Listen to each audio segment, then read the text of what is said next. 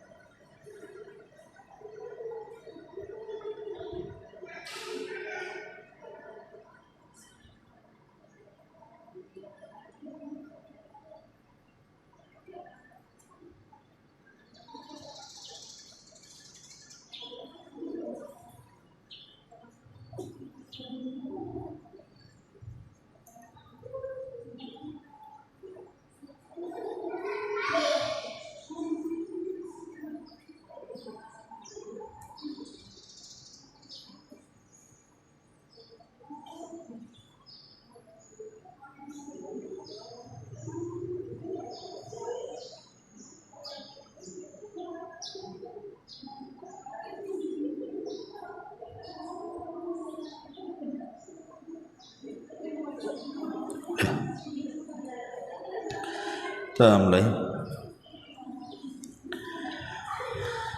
Bismillahirrahmanirrahim. Assalamualaikum warahmatullahi wabarakatuh. Alhamdulillah. Alhamdulillahi rabbil alamin.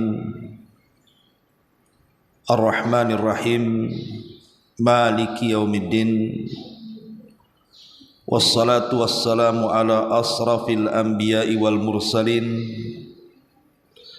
Nabiina Muhammadin sallallahu alaihi ala ahsani taslim. Rabbi israh li sadri wa yassir li amri wahlul uqdatam min lisani yafqahu qawli, amma ba'du. Ma'asyiral muslimat yang dimuliakan Allah Subhanahu wa taala. Alhamdulillah, di pagi menjelang siang ini kita bisa duduk untuk bertalabul ilmi di Masjid Nidaul Ilmi, dan pembahasan di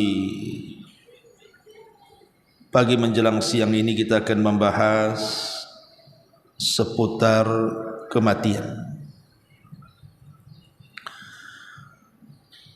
Ma'asyiral muslimat yang dimuliakan Allah Subhanahu wa taala. Allah Subhanahu wa taala berfirman,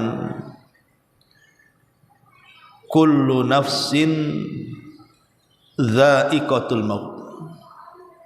Setiap jiwa itu pasti mengalami kematian. Walaupun seseorang itu berusaha menjauh dari kematian, bahkan sekiranya membentengi dirinya dari kematian dengan benteng-benteng yang sangat kokoh sekalipun, tetap saja yang namanya kematian itu akan datang menjemputnya. Ainama takunu yudrikumul mautu walau kuntum fi burujim musayyadah. Dimanapun kalian berada, kata Allah Subhanahu wa ta'ala, sekalipun kalian berada di balik benteng yang kokoh pun, pasti kematian akan menjemput kalian. Karena yang namanya kematian itu sebuah kepastian. tidak ada manusia satupun di permukaan bumi ini yang tidak atau kebal dengan kematian. Hatta para nabi sekalipun, semua pasti akan disentuh dengan kematian. Siapapun, baik dia orang kaya ataupun orang miskin, baik dia pejabat ataupun rakyat, baik dia orang mulia ataupun orang hina dan begitu seterusnya, kematian itu tidak pernah melihat orang. Kalau sudah datang saja waktunya, la yastakhiruna sa'atan wa la yastaqdimun. Tidak mungkin diakhirkan, tidak mungkin dikedepankan. Pas waktunya. Ma'asyiral muslimat yang dimuliakan Allah Subhanahu wa taala, maka seorang muslim dengan kematian harus menjadi pelajaran. Kata Abu Darda radhiyallahu an, kafa bil mauti wa'ida, cukuplah dengan kematian itu dijadikan pelajaran bagi kita. Jadi kalau seandainya ada pengumuman, sekarang kan mudah pengumuman itu karena sudah ada medsos. Mungkin ada saudara kita di kampung, orang tua kita di kampung, ataupun orang-orang di sekitar kita dari tetangga-tetangga kita, tiba-tiba muncul pengumuman di grup-grup WA, inna lillahi wa inna ilaihi raji'un, telah berpulang ke rahmatullah, umpamanya fulan ibn fulan atau fulanah ibn fulanah. Harusnya ketika mendengar kematian itu, kata Abi Darda radhiyallahu an, kafa bil mauti wa'ida, jadikanlah dalam setiap kematian itu sebuah pelajaran bahwa kita juga akan menyusul dia. Makanya kenapa Nabi SAW mengajarkan doa apabila kita masuk ke kuburan, yang terkandung dalam setiap salam kita ketika masuk dalam kuburan, assalamu alaikum ya ahlal kubur wa inna bikumul lahikun nas'alullahu lana wa lakumul afiyah. Keselamatan bagi kalian wahai penduduk kubur, sesungguhnya kami juga akan menyusul kalian,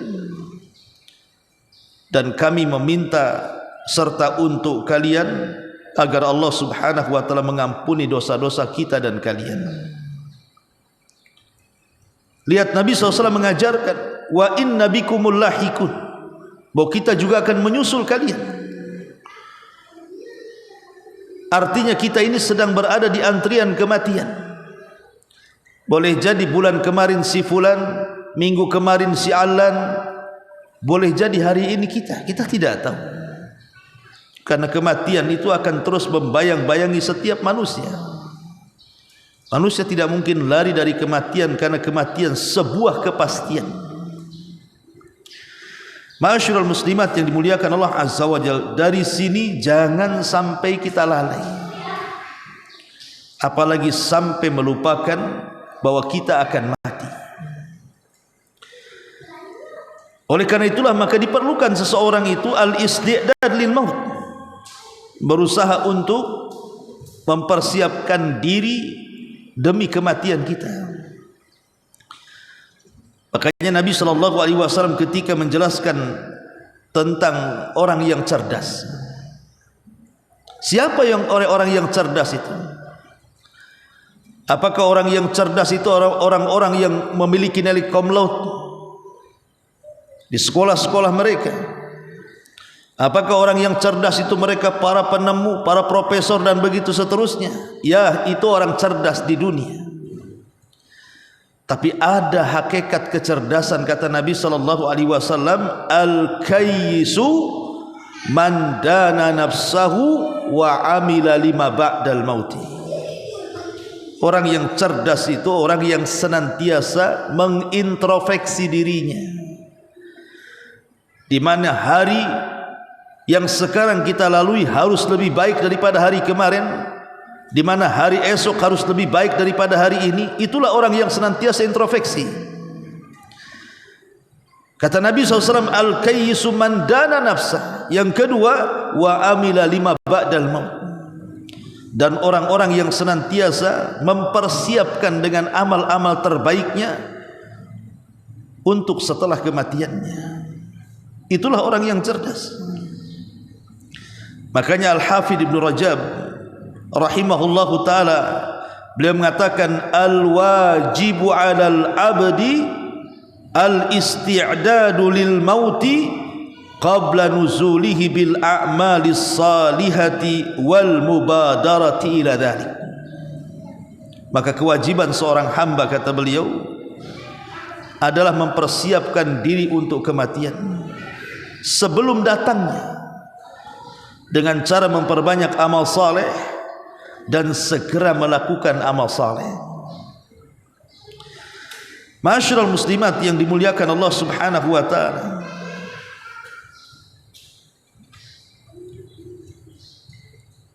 Abu Darda radhiyallahu anhu satu hari melihat seseorang yang sudah menjadi jenazah. Jadi ada jenazah lewat di hadapan Abu Darda radhiyallahu anhu. Kemudian dia mengatakan, man hadza, siapa orang ini? Man hadza, siapa orang ini? Faqala Abu Darda mengatakan, hadza anta, ini adalah kamu. Jadi Abu Darda mengatakan, ini adalah kamu, kepada orang yang bertanya, jenazah siapa ini? Ya, sekali lagi Abu Darda melihat jenazah. Tiba-tiba datang seseorang ke Abu Darda menanyakan, ya Abu Darda, ini jenazah siapa? Kata Abu Darda, ini kamu, kepada orang yang bertanya. Maka orang ini mengatakan, ya Abu Darda, aku masih hidup. Yang mati bukan aku ingin bertanya kepadamu, siapa orang itu yang mati itu? Maka Abu Darda radhiyallahu anhu mengatakan, kenapa saya katakan ini kamu? Karena Allah mengatakan, innaka mayyitun wa innahu mayyitun. Engkau akan mati sebagaimana dia sudah mati. Ya, memang orang itu yang mati, tapi engkau juga akan menyusul dia. Kemudian dia mengatakan, wahai fulan, kalau seseorang diingatkan dengan kematian, fa'udda nafsaka, maka siapkan dirimu. Ma'asyiral muslimat yang dimuliakan Allah Subhanahu wa taala, Wahab Ibn Munabbih rahimahullahu taala, beliau mengatakan, yunadi munadin abna'u sittin uddu anfusakum fil mauti. Kata Wahab Ibn Munabbih, dia mengatakan, kalau seandainya ada orang yang memanggil diri kalian, wahai orang-orang yang usianya sudah 60 tahun, persiapkan diri-diri kalian dari kematian. Wahai orang-orang yang berusia 60 tahun, persiapkan diri-diri kalian untuk kematian. Kenapa Wahab bin Munabbih mengatakan seperti itu? Karena Nabi SAW membatasi usia umat Islam itu 60 sampai 70 tahun. Maka dia mengatakan seperti itu. Dan perkataan yang sama dikatakan oleh Sufyan Ats-Tsauri rahimahullahu taala, man balagha sinna Rasulillah sallallahu alaihi wasallam falyattakhid nafsahu kafana. Siapa yang usianya sudah sama dengan usia Nabi. Berapa usia Nabi? 63 tahun. Kata Sufyan Ats-Tsauri, falyattakhid nafsaha kafanan, sebaiknya belilah kafan, siapkan kafan untuk mengkafaninya. Lihat bagaimana para ulama salaf mengingatkan dari segi usia. Tapi bukan berarti kemudian persiapan kematian itu kalau sudah usianya 60 tahun, tidak. Para ulama ini hanya melihat dari segi sabda Nabi SAW bahwa usia umat itu dibatasi 60 sampai 70 tahun. Yang namanya persiapan kematian ya sebelum itu. Dari sekarang kita harus menyiapkan kematian, baik usia kita masih 30, 40, 50. Karena yang namanya kematian itu tidak pandang usia. Cuman umumnya kalau orang sudah usia 60 tahun ke atas itu lebih dekat dengan kematiannya. Ma'asyiral muslimat yang dimuliakan Allah Subhanahu wa taala. Rabi ibn Khaytham rahimahullahu taala. Rabi ibn Khaytham, dia mengatakan aksiru dzikra hadzal mauti fa innahum lam tazuqu qablahu mislah. Kata Rabi ibn Khaytham, ingatlah kalian atau perbanyaklah oleh kalian ingat akan kematian ini, karena kalian tidak akan merasakan yang seperti kematian. Kenapa kemudian beliau mengingatkan soal sakaratul maut? Karena sakaratul maut itulah yang menghancurkan seluruh kenikmatan yang pernah kita kumpulkan di dunia. Kalau semasa muda kita kumpulkan berbagai macam kenikmatan dunia. Kita ingin lahan tanah, kita beli lahan tanah. Kita ingin rumah, kita bangun rumah. Kita ingin kendaraan, kita beli kendaraan. Kita ingin pakaian yang enak, kita belikan pakaian yang bagus, yang mewah, tas dan begitu seterusnya. Ketika kita masih hidup, semua kenikmatan itu bisa kita gunakan. Tapi kalau datang sakaratul maut, maka semua kenikmatan dunia itu hanya tinggal kenangan. Karena semua akan ditinggalkan dan tidak mungkin akan dibawa ke dalam kuburan. Karena kalau ada orang yang mati itu, yang akan mengikuti adalah tiga perkara. Satu, keluarganya. Dua, hartanya. Dan tiga, amalannya. Adapun hartanya, maka dengan semata-mata kematiannya terputuslah dari dia. Adapun keluarganya semata-mata dikuburkan di liang lahat, maka keluarganya akan meninggalkan dia. Adapun amalannya inilah yang akan masuk ke dalam kuburannya. Idza mata ibnu Adam in qata'a amaluhu illa min salasin sadaqatin jariyah aw ilmin yuntafa'u bihi aw waladin salihin yad'ulahu.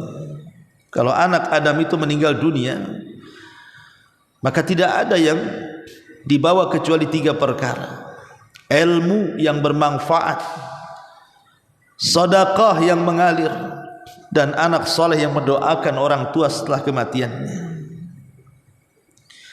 Ma'asyiral muslimat yang dimuliakan Allah Azza wa Jalla, dikatakan dari ucapan Ka'ab al-Akhbar radhiyallahu anhu. Apa kata Ka'ab al-Akhbar, seorang rahib di zaman Umar yang masuk Islam?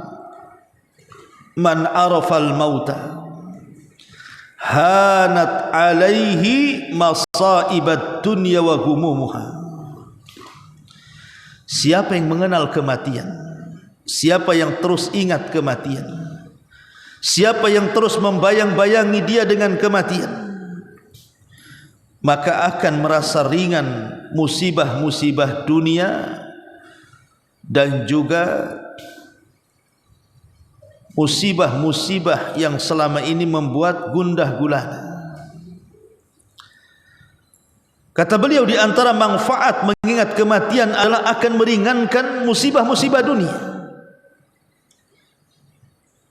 Karena begini, bagi seorang mukmin, kematian itu istirahat bagi dia. Sebagaimana Nabi SAW mengatakan bahwa seseorang itu kalau meninggal dunia imma mustarih atau mustarah minhu, bisa saja dia yang beristirahat atau orang lain yang beristirahat. Jadi kalau orang meninggal tubuh, cuman dua saja masalahnya, dia yang beristirahat dari kematian atau orang lain yang beristirahat dari kematiannya.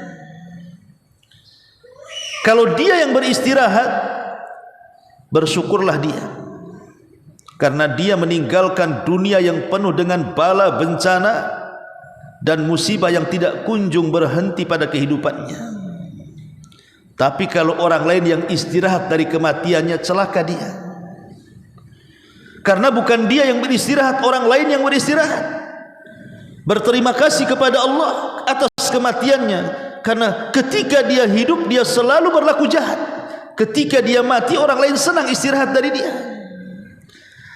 Sekarang tinggal pilih saja, Bu, kalau kita meninggal itu kita yang beristirahat atau orang lain yang beristirahat dari kita. Lah, kematian seorang mukmin itu adalah mustarih, berarti terputusnya dari dunia itu betul-betul dia menghadapi kehidupan yang akan terus di atas kenikmatan. Dia akan beristirahat. Betullah ucapan manusia yang mengatakan, mari kita antar jenazah ini ke tempat peristirahatan yang terakhir. Kalau kalimat ini ditunjukkan kepada seorang mukmin yang selalu beramal saleh, betul. Tapi kalau kalimat ini ditunjukkan kepada orang jahat, ingat, kuburan itu bukan akhir perjalanan dia, bukan akhir tempat peristirahatan dia. Justru dia akan mempertanggungjawabkan semua yang dilakukan dia selama di dunia, apakah baik ataukah buruk. Makanya di sini Ka'b al-Akhbar mengatakan bahwa man arafal mauta hanat alaihi masaibud dunya. Siapa yang ingat kematian maka hilanglah masalah-masalah dunia. Masyarul muslimat yang dimuliakan Allah Azza wa Jalla, Umar bin Abdul Aziz rahimahullahu ta'ala mengatakan, man aktsara dzikral mauti ijtara'a minad dunya bil yasir wa in istash'arta dzikral mauti fi lailik aw naharik bughidha ilaika kullu fanin wa hubbiba ilaika kullu bakin. Kata Umar bin Abdul Aziz, dia mengatakan, barang siapa yang memperbanyak mengingat kematian, barang siapa yang banyak mengingat kematian, bagi dia dunia itu perkara ringan. Sebab engkau kalau merasakan dengan cara mengingat kematian di malam dan di siang harimu, maka engkau akan dibencikan kepadamu sesuatu yang mudah musnah dan akan dicintakan kepadamu sesuatu yang akan kekal. Dan kekekalan tidak mungkin ada kecuali di akhirat. Surgalah yang kekal atau neraka yang kekal. Dunia ini tidak akan kekal. Ma indakum yanfud wa ma indallahi bakin. Apa yang ada di sisi kalian itu akan lenyap. Yang kekal itu hanya di sisi Allah Subhanahu wa ta'ala. Kemudian juga Hasan Al-Basri rahimahullahu ta'ala, beliau mengatakan, ma aktsaru 'abdin dzikrul mauti illa ru'iya dzalika fi amalihi wa la tala amalu 'abdin qad illa asa'al amal. Dia mengatakan, siapa yang banyak seorang hamba mengingat kematiannya, maka dia pun akan disegerakan untuk melakukan amal salehnya. Karena ketika seseorang kemudian panjang angan-angan seolah tidak akan mati, tidak akan mati, tidak akan mati, maka dipastikan buruk amalannya. Dan Sufyan Ats-Tsauri mengatakan, kafa bi kathratil mauti zahidan fid dunya wa muraggaban fil akhirah. Cukuplah dengan banyak mengingat kematian, orang itu akan jadi zuhud di dunia dan akan cinta dengan akhiratnya. Ma'asyiral muslimat yang dimuliakan Allah Subhanahu wa taala, bahkan Yahya ibn Mu'ad mengatakan, man aktsara dzikral mauti, barang siapa yang banyak mengingat kematian, maka akan diberikan 3 sifat yang merupakan sifat-sifat dari husnul khatimah. Apa itu? Al-mubadaratu ila taubah, bersegera melakukan tobat. Wal qanaatu birizqin yasir, merasa redha dengan rizki yang sedikit. Yang ketiga, an-nasyatu fil ibadah, dan dia akan rajin melakukan ibadah. Inilah 3 perkara. Ibu kalau selalu ingat mati, pasti ibu akan disifatkan dengan sifat ini. Pertama, bersegera untuk bertobat karena takut kalau seandainya datang kematian kita belum bertobat. Yang kedua, al-qanaatu birizqin yasir, redha dengan pemberian walaupun sedikit, karena dia tahu bahwa ada rizki Allah yang jauh lebih besar daripada di dunia. Apa itu? Surga Allah. Jadi dia merasa qanaah, tidak ada masalah. Toh masih ada kehidupan setelah kematian kok. Kenapa aku tangisi yang susah di dunia ini? Ada perkara yang lebih besar di akhirat. Tak usah ditangisi perkara kecil. An-nasyatu fil ibadah. Dan akhirnya orang ini akan rajin melakukan ibadah. Ma'asyiral muslimat yang dimuliakan Allah Subhanahu wa taala, makanya dikatakan oleh Imam Ghazali rahimahullahu taala, Imam Ghazali rahimahullahu taala, orang yang senantiasa mengingat kematian, maka dia akan mendapatkan thawabun wa fadlun, pahala yang banyak dan keutamaan. Pahala yang banyak dan keutamaan. Adapun orang yang jauh dari mengingat kematian, maka akan ditimpakan kepadanya dosa dan kelalaian. Nauzubillah. Ma'asyiral muslimat yang dimuliakan Allah Subhanahu wa taala, tidak syak lagi bahwa kematian itu sesuatu yang sifatnya baghtah. Baghtah itu datangnya tanpa pemberitahuan. Kadang-kadang orang merasa sehat badannya, di medical check up pun tidak adalah badan-badan ini, dalam badan ini ada penyakit-penyakit yang membahayakan, yang mengantarkan kepada kematian umumnya manusia. Tapi karena kematian itu sifatnya baghtah, datangnya tanpa pemberitahuan, tiba-tiba saja malaikat maut datang. Betapa banyak orang sehat tiba-tiba meninggal. Betapa banyak orang-orang sehat tiba-tiba meninggal. Dan banyak orang sakit kok tak mati-mati pula dia. Betapa banyak anak-anak muda yang belum tua dia meninggal, tapi ada orang tua tak mati-mati juga dia. Jadi karena kematian itu tidak ada alamat yang pasti, dan datangnya juga tiba-tiba serta tanpa ada pemberitahuan dari Allah Azza wa Jal, maka sudah selayaknya lah seorang muslim itu mempersiapkan dirinya, karena itu sebuah kepastian. Ma'asyiral muslimat yang dimuliakan Allah Subhanahu wa taala, oleh karena itulah maka ada hal-hal yang ingin saya jelaskan, karena kematian ini juga sesuatu yang memberatkan bagi setiap manusia. Karena dalam kematian itu ada sakarat, ada sakarat, itu ada perkara-perkara yang menyakitkan. Orang ketika dicabut nyawanya itu sakit. Bahkan Nabi SAW sendiri yang merasakan perkara itu. Saat detik-detik wafatnya, Nabi SAW mengatakan, ala wa inna lil mauti la sakarat. Ingatlah, dalam kematian itu ada rasa sakit. Nabi SAW mengatakan dalam hadis Ummul Mukminin Aisyah radhiyallahu anha, man ahabba liqa Allah ahabba Allahu liqa'ah, wa man kariha liqa Allah kariha Allahu liqa'ah.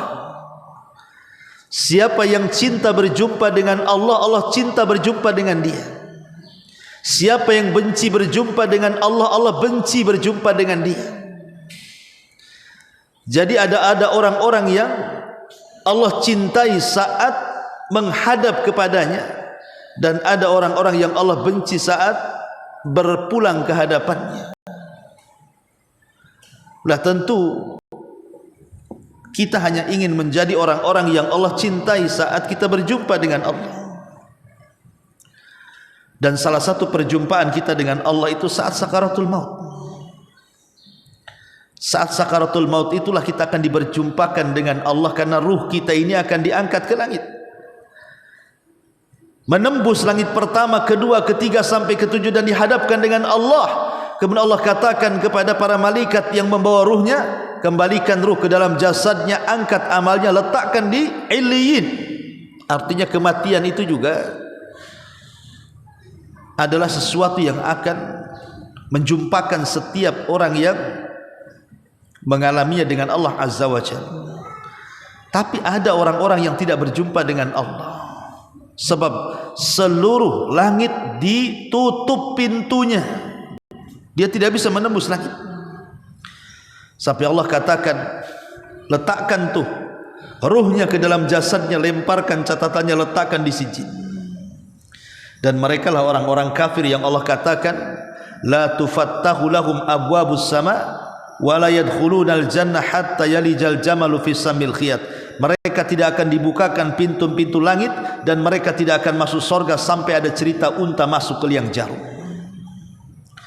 Ma'asyiral muslimat yang dimuliakan Allah Subhanahu wa taala, maka kita berharap kita adalah orang-orang yang saat meninggal dunia Allah cintai, karena kita cinta berjumpa dengan Allah. Dan Nabi SAW mengatakan, man aradallahu al-abda khairan ajjalallahu uqubatah. Barang siapa yang Allah kehendaki bagi seorang hamba itu kebaikan, maka Allah akan segerakan azabnya di dunia. Jadi kalau Allah berkehendak kita ini orang baik, Bu, maka pasti Allah akan segerakan azab kita ini di dunia sebelum akhirat. Dan akhirat mungkin tidak akan diazab lagi, karena semua azabnya sudah Allah berikan di dunia. Boleh jadi azab itu berupa musibah, entah musibah kesehatan, entah musibah keluarga, entah musibah orang lain, entah musibah ekonomi, macam-macam lah musibah itu kan. Tapi dia bisa melewatinya ya. Kalaupun seandainya adalah yang tersisa dosa, mungkin tidak banyak dosa itu, karena belum sempat dihapus oleh Allah Subhanahu wa taala, lah boleh jadi dosa yang sedikit itu, itulah yang menjadikan sakaratul maut, sakitnya dia saat kematian. Karena kata ulama salaf, kenapa dalam kematian itu ada rasa sakit? Kalau dia seorang mukmin, boleh jadi itu sisa-sisa dosanya, supaya Allah Subhanahu wa taala menghapuskan dosanya di dunia dan tidak membawa dosa ke akhirat. Tapi kalau rasa sakit dirasakan orang kafir, munafik, orang zalim, orang mujrim, orang jahat, berarti itu awal dari azab yang Allah timpakan di dunia untuk lebih diazab lagi kelak setelah kematian. Ma'asyiral muslimat yang dimuliakan Allah Azza wa Jalla, dari sini kita tahu bahwa kalau Allah menghendaki kebaikan, Allah segerakan hukumannya di dunia, maka bersabarlah. Kalau Allah Subhanahu wa taala menimpakan banyak musibah kepada kita, bersabar, karena sabar itu salah satu jalan meringankan kematian kita, meringankan saat sakaratul maut kita. Karena sabar ini pahalanya besar. Innama yuwaffas sabiruna ajrahum bighairi hisab. Pahala orang yang sabar tanpa hisab. Jadi kalau kita ditimpa musibah, sabar. Yang kedua, mintalah pahala dari musibah yang Allah timpakan kepada kita. Allahumma hjurni fi musibati, ya Allah berikan pahala akan musibah yang menimpa diriku. Ini yang pertama, sabar dari musibah-musibah dan bala yang Allah ujikan kepada kita. Ini yang bisa meringankan detik-detik sakaratul maut kita. Kemudian yang kedua, perbanyak istighfar. Perbanyak istighfar. Karena boleh jadi setelah kita sabar, tetapi kemudian masih adalah dosa-dosa itu yang belum dihapuskan oleh Allah Subhanahu wa taala saat detik-detik sakaratul maut itu. Maka dosa-dosa yang kecil ini bisa kita hapuskan dengan istighfar. Dan tentu sering saya ulang-ulang bahwa seafdal-afdalnya istighfar adalah sayyidu istighfar, penghulunya istighfar. Allahumma anta rabbi la ilaha illa anta khalaqtani wa ana abduka wa ana ala ahdika wa wa'dika mastata' a'udzu bika min syarri ma sana' abu'u laka bi ni'matika 'alai wa abu'u bi dzambi faghfirli fa innahu la yaghfiru dzunuba illa anta. Inilah sayyidul istighfar. Siapa yang dibaca di malam hari, kata Rasul, kalau Allah takdirkan dia meninggal masuk surga. Siapa yang dibaca di pagi hari, kalau dia meninggal sebelum sore hari dia masuk surga. Itulah sayyidul istighfar. Karena Allah Subhanahu wa taala dalam hadis kursi mengatakan, ya ibna Adam, law dhunubuka anana as-sama thumma astaghfartani ghafartu laka ala ma kana minka wala ubali. Wahai anak Adam, kalaulah dosamu seberapapun besarnya, walaupun melambung sampai ke langit sekalipun, walaupun seberat bumi sekalipun, kalau engkau datang kepadaku istighfar, meminta ampun dan tidak menyekutukan Allah, ku ampuni dosa-dosamu semuanya. Maka ini cara yang kedua, perbanyak istighfar supaya meringankan kematian kita. Ya. Pertama, sabar untuk menghilangkan kesalahan dan keburukan kita, karena kalau kita sabar dari musibah itu, Allah akan gugurkan kesalahan kita. Lah, untuk menggugurkan kesalahan-kesalahan sedikit saat-saat sakaratul maut itu, maka perbanyak istighfar. Karena dosa sebanyak apapun kalau digempur dengan istighfar itu akan hilang. Dan tentu mentauhidkan Allah, tidak menyekutukan Allah Subhanahu wa taala. Kemudian yang ketiga, hindari hak-hak orang lain. Kalau bisa kita kembalikan hak-hak orang lain, terutama masalah utang piutang. Karena kita tahu bahwa orang yang ketika kematiannya dijamin tidak akan merasakan sakit adalah para syuhada.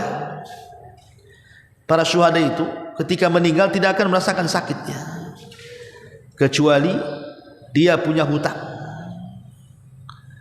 Kecuali dia punya hutang. Kalau dia punya hutang, kata Nabi SAW, yughfar, diampuni, asyahid kulla dzambin, setiap orang yang mati syahid setiap dosanya diampuni, illa dain, kata Rasul, kecuali kalau dia punya hutang. Maka sebelum datang kematian itu, alunasi hutang. Hak-hak yang berkenaan dengan orang lain, minta kehalalannya.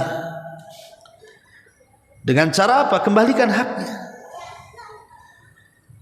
Jadi inilah tiga perkara, kata para ulama, yang bisa meringankan detik-detik sakaratul maut setiap hamba.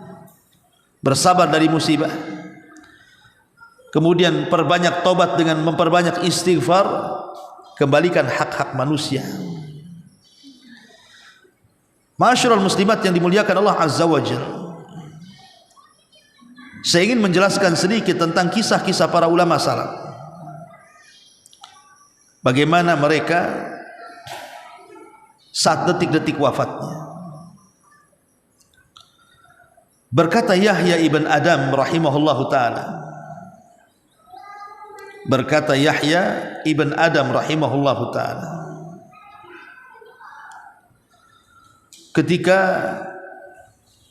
datang kematian, datang kematian kepadanya, masuklah Sufyan Ats-Tsauri rahimahullahu taala. Kemudian dia pun seolah-olah mengerung kesakitan karena sakit yang dideritanya. Maka Sufyan Ats-Tsauri mengatakan, kenapa engkau seperti seolah-olah kesakitan? Maka dia mengatakan, fa wallahi lawaditu anni mutu sa'ah. Demi Allah, kalau aku memang berkehendak, aku ingin kematianku ini tidak terlalu lama, sekejap saja. Begitu para ulama salaf tahu. Sebab kita lihat ada orang-orang yang diuji itu tidak mati-mati bu, tapi dikomakan. Kan ada orang yang dikomakan itu bertahun-tahun kan bu, berbulan-bulan dia koma, nggak mati-mati juga. Ya sehat tidak, mati juga tidak. Antara hidup dan mati orang koma. Makanya kemudian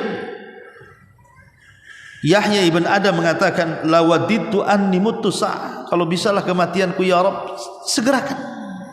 Jangan dilambatkan ataupun dilama-lamain.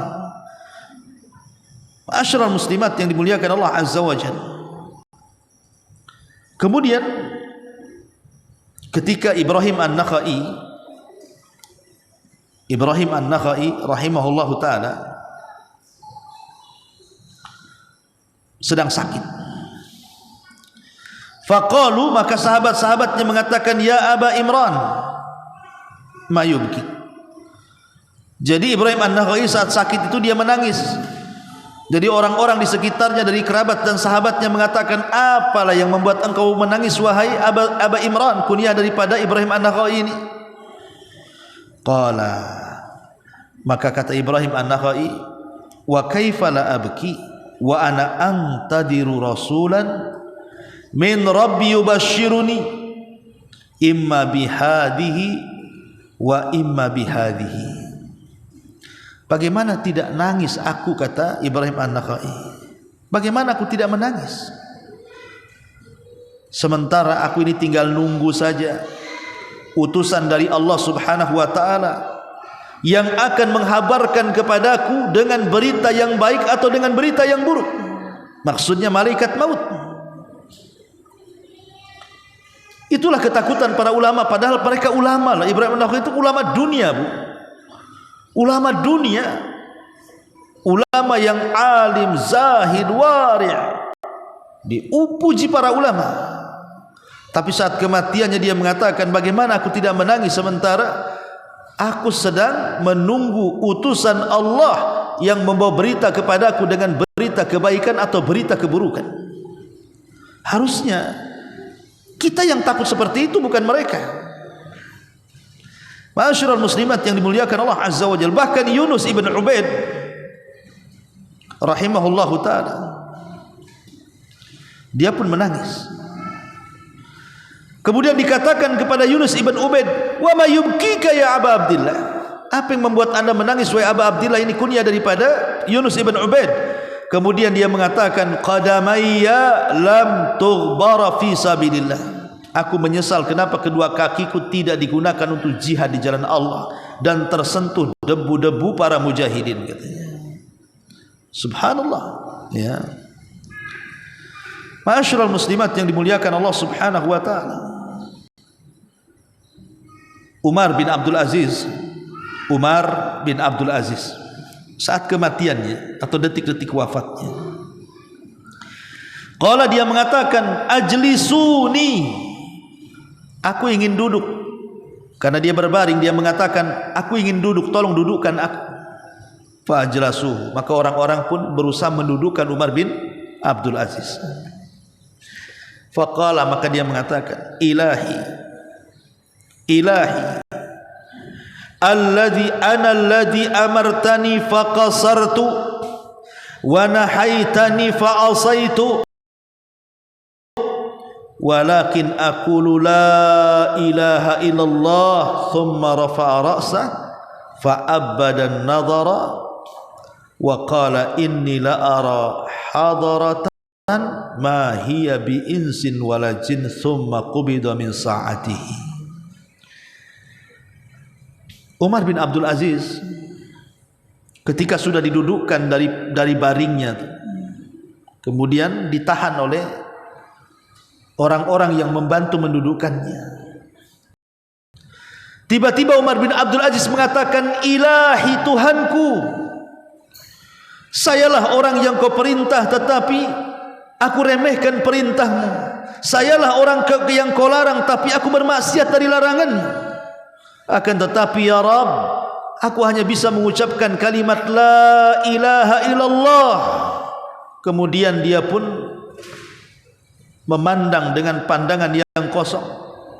Kemudian dia mengatakan, sungguh telah datang di hadapanku makhluk yang bukan jin ataupun manusia. Dialah malakul maut. Maka sesaat setelah itu Allah cabut nyawa Umar bin Abdul Aziz.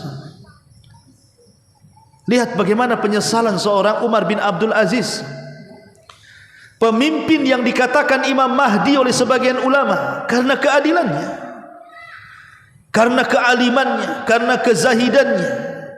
Tapi lihat dia mengatakan, ana allazi amartani faqasartu wa nahaitani fa'asaitu. Saya orang yang kau perintahkan ya Rabb, tapi aku meremehkan perintahmu. Saya orang yang engkau larang ya Rabb, tapi aku yang melanggar larangan. Sampai dia ketakutan dari perkara-perkara itu. Tapi dia berusaha mentauhidkan Allah di akhir hayatnya, dan dia pun mengucapkan la ilaha illallah. Nabi SAW mengatakan, man kana akhiru kalamihi la ilaha illallah dakhalal jannah. Siapa yang akhir ucapannya kalimat la ilaha illallah, dipastikan dia masuk surga. Ma'asyiral muslimat yang dimuliakan Allah Subhanahu wa taala. Dikisahkan dari Hasan ibn Abil Hasan Al-Basri, ketika Mu'adz meninggal dunia, Mu'adz ibn Jabal radhiyallahu anhu meninggal dunia. Ini yang menceritakan Hasan Al-Basri. Jadi saat Mu'adz bin Jabal ini sedang sakaratul maut, dia menangis. Kemudian dikatakan, atabki wa anta sahibu Rasulillah. Hei Mu'adz, kenapa engkau menangis? Engkau kan sahabat Nabi yang penuh dengan keutamaan, yang penuh dengan keistimewaan. Engkau sahabat Nabi, apalagi yang kau tangisi dari kematianmu? Maka dia mengatakan di hadapan orang yang berkata seperti itu, ma abki jazaan minal mauti an hallabi walad dunya taraktuha ba'di. Aku tidak menangis dengan adanya kematian yang akan segera menghampiriku, tidak pula dengan dunia yang kutinggalkan setelahku. Walakin, akan tetapi dia mengatakan, innama huma al-qabadatani qabdatun fin nar wa qabdatun fil jannah fala adri fi ayyi qabdataini ana. Yang aku tangisi adalah manusia itu kan ada dua kelompok. Yang satu kelompok penduduk neraka, yang satu kelompok penduduk surga. Kalau seandainya malaikat maut datang mencabut nyawaku, aku tidak tahu dari mana dua kelompok ini. Apakah aku termasuk kelompok ahli surga atau aku termasuk kelompok ahli nar? Aku tidak tahu. Lihat bagaimana ketakutan seorang Mu'adz bin Jabal. Harusnya ketakutan ini ada pada kita, bukan pada Mu'adz bin Jabal karena dia sahabat Nabi. Tapi terkadang kita tenang-tenang saja menghadapi kematian, seolah-olah kita yakin kita menjadi penduduk surga. Na'udzubillah summa na'udzubillah. Ya. Ma'asyiral muslimat yang dimuliakan Allah Subhanahu wa taala. Bahkan dikatakan oleh Abdul Wahid ibn Zaid rahimahullahu taala, dia mengatakan, dakhalna ala Atha as-Sulami. Aku masuk ke rumah Atha, dan Atha itu ketika itu sedang sakaratul maut. Aku mendengar nafasnya. Ketika dia menghela nafasnya dan Abdul Wahid mendengar helaan nafasnya, maka dia mengatakan, malaka ya fulan, kenapa engkau wahai Atha, kenapa engkau menghela nafas sedalam itu?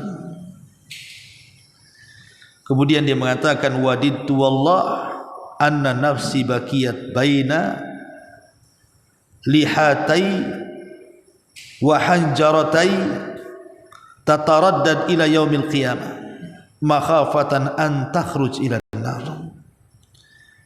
Aku hanya berkeinginan nafasku tidak keluar dan tetap ada pada tubuhku sampai kiamat dibangkitkan, karena aku takut kalau seandainya nafasku kemudian keluar dari badanku, jangan-jangan aku melesat ke neraka, katanya. Naudzubillah. Lihat bagaimana ketakutannya para ulama salaf saat detik-detik kematiannya. Tetapi yakinlah bahwa seorang mukmin yang terus beriman dan beramal saleh kemudian istiqamah dengan amalannya, senantiasa berdoa kepada Allah agar kita diwafatkan husnul khatimah, kemudian kita senantiasa sabar, memperbanyak tobat dan istighfar, kemudian mengembalikan hak-hak manusia, jangan suka melakukan kezaliman. Insyaallah dengan tauhid yang ada pada diri kita ini, maka dengan itulah kita akan diarahkan kepada jalan Allah Subhanahu wa taala berupa husnul khatimah. Wallahu a'lam bishawab. Ini materi yang bisa sampaikan. Sebelum saya tutup, kita buka tanya jawab, silakan.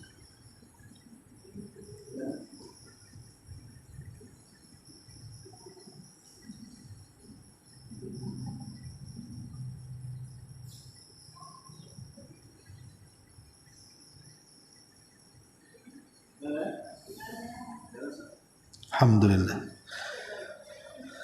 Subhanaka wa bihamdika asyhadu an la ilaha illa anta astaghfiruka wa atubu ilaik. Allahu ta'ala alam. Assalamualaikum warahmatullahi wabarakatuh.